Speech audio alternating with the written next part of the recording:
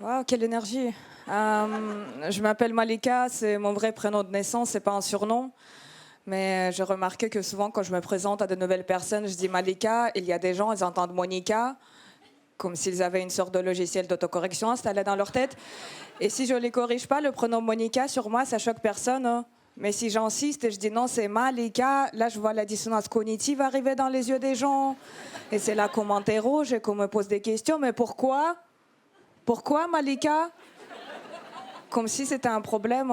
Et je réponds toujours que je m'appelle Malika parce que j'étais née et j'ai grandi au Kazakhstan. Et d'habitude, ça explique rien du tout, en fait. Ça rajoute que de la confusion. Après, pour clarifier les choses, j'imagine, on me pose une question suivante. Après, on me demande, mais du coup, tu parles quelle langue?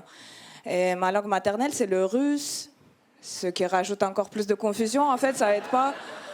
Normalement, je suis censée parler la langue kazakh. Ça doit être ça, ma langue maternelle. Mais mes parents, pareil que les vôtres, j'imagine, ils m'ont pas appris la langue kazakh. Parce qu'ils trouvaient ça économiquement pas rentable.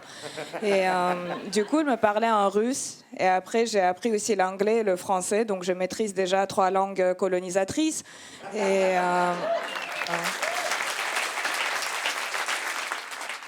j'ai un peu peur d'apprendre l'espagnol, le portugais, parce que je pense que ça peut déclencher des processus irréversibles dans ma tête. Mais de toutes les 3 langues, le français, c'était le plus dur à apprendre déjà parce que je l'apprenais à l'Alliance française au Kazakhstan et c'était contre-productif parce qu'ils nous apprenaient des vieilles expressions que personne n'utilise aujourd'hui. Exemple, comme ci, comme ça. Ça fait 10 ans que je suis en France. Pas une seule fois, quand je demandais en français « Est-ce que ça va ?», il m'avait répondu franchement, comme ci, comme ça.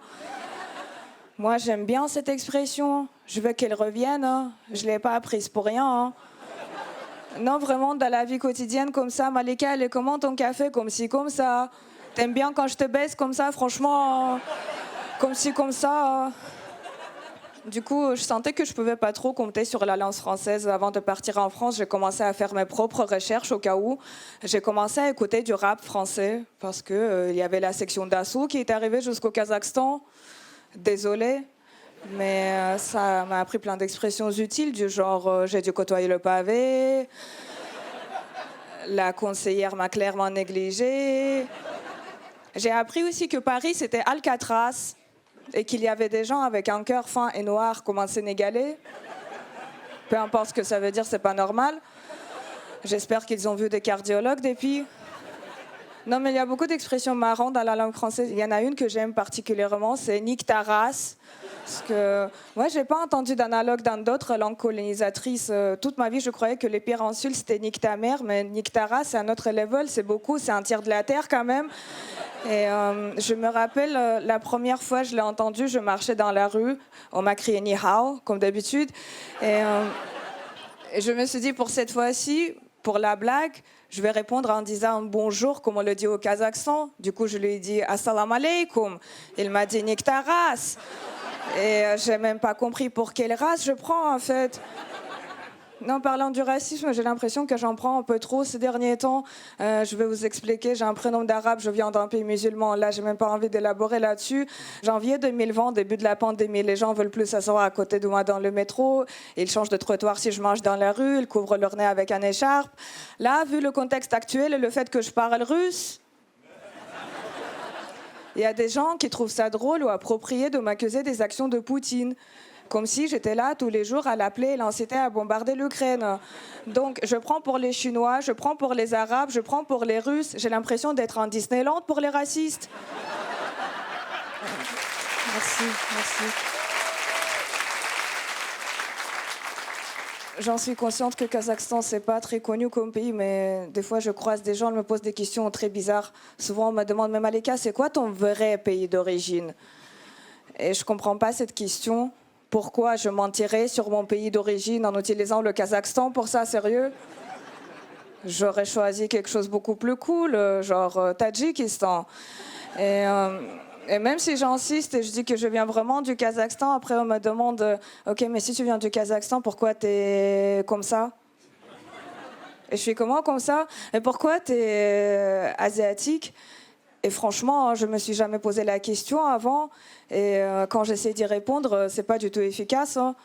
Pourquoi je suis asiatique? Bah, mes parents, c'était des Asiatiques. Leurs parents, c'était des Asiatiques. Les parents de leurs parents, ils avaient le même problème, hein. Je pense qu'on a une sorte de pathologie génétique dans notre famille. J'ai remarqué que très très souvent, les mecs sur Paris, ils m'invitent soit dans les restos chinois, soit japonais, parce que apparemment, je suis pas capable de digérer un autre type de bouffe. Et après, ils sont là à me complimenter sur le fait comment je mange avec des baguettes. Waouh, mais tu gères trop, c'est génial. Moi, j'arrive pas à faire comme toi. En même temps, c'est normal, hein, ça fait partie de ta culture. Et déjà, j'ai envie de dire, je complimente personne sur le fait comment elle mange avec des fourchettes. Et manger avec des baguettes, je l'ai appris sur Paris, hein, à force de se faire inviter dans les restos chinois et japonais tout le temps.